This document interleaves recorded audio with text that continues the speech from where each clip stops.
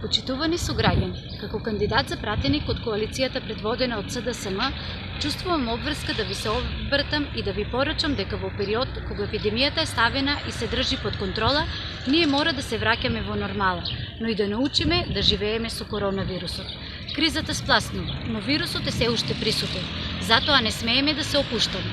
Борбата со вирусот ќе ја продолжиме преку целосно почитување на мерките на лична заштита и заштита на јавното здравје. На територијата на општина Делчево немаме позитивни случаи на COVID-19. Општината во континуитет ги презема сите превентивни мерки за заштита од заразата, а граѓаните, на кои им изразувам јавна благодарност за досегашниот одговорен однос кон јавното здравје и почитување на мерките за лична заштита од заразата со коронавирусот, дадоа свој голем придонес за мирната епидемиолошка слика на територијата на нашата општина.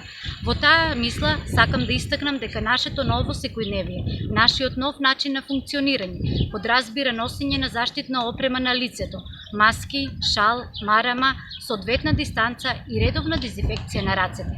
Здравствените работници не можат сами. Од овде апелирам дека само преку доследно почитување на мерките може да помогнеме на борците на првата борбена линија. Само преку почитување на мерките може да спречиме ширење на вирусот и да ја задржиме состојбата под контрола. Тоа е единствениот ефикасен начин и зависи само од нашето однесување. Новата нормалност значи дека ќе продолжиме да ги вршиме секојдневните обврски и активности согласно протоколите за заштита од коронавирусот. Тоа значи дека во таква нова нормалност ќе се одвиваат сите процеси во нашето општество. Економијата ќе се враќа во нормала. Ќе работиме и ќе ги вршиме сите обврски, но со почитување на сите мерки. Во такви околности ќе функционираат и државата и институциите кои денеска се наоѓаат во крајно комплицирана состојба која налага организирање на избори во првиот можен рок. Новата нормалност значи организирање на изборен процес согласно здравствените протоколи пропишани од надлежните институции. Избори може да се организираат и да бидат 100% сигурни избори за граѓаните, за нивното здравје, за сите учесници во изборниот процес, но само ако сите учесници во процесот ги почитуваат протоколите. Како што се заштитните мерки ги извршуваме нашите секојдневни обврски, пазариме во маркетите или посетуваме банка, така со заштитни мерки можеме да го искористиме демократското право да гласаме на избори и да си обезбедиме функционално собрание и нова политичка влада. Институциите имаат капацитет на денот на гласањето да ги обезбедат сите превентивни мерки за целосна заштита на гласачите и на сите други учесници во изборниот процес.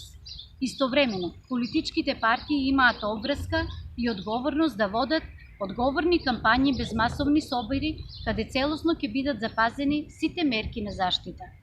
Гаранција дека изборите ќе бидат фер и демократски и дека волјата на граѓаните ќе биде легитимна има и од наблюдувачката мисија на ОПСЕ и ОДИХР, која потврди дека со своји наблюдувачи ќе го следи изборниот процес. На граѓаните, на државата им се неопходни законодавна и извршна власт со полн капацитет и легитимитет. Само со такви институции, со целосен легитимитет, можеме полесно и побрзо да се справиме со здравствените и економски последици од корона кризата. Северна Македонија мора подготвено и со 100% капацитет да го дочека септември, да бидеме целосно подготвени за уште поефикасно справување со последиците од досегашниот тек на пандемијата и за очекуваниот нов бран на вирусот на есен. Здравјето и живеачката на луѓето се најважни, а за тоа ни треба целосно функционален, демократски и институционален систем и целосни економски механизми за зголемување на потрошувачката на граѓаните и за развој на македонското стопанство.